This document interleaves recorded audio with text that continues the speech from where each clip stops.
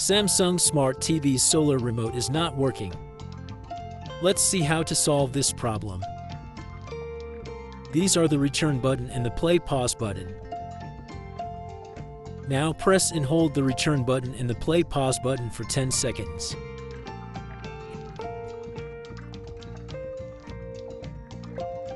The red light is now flashing. This means the remote has been unpaired from your TV.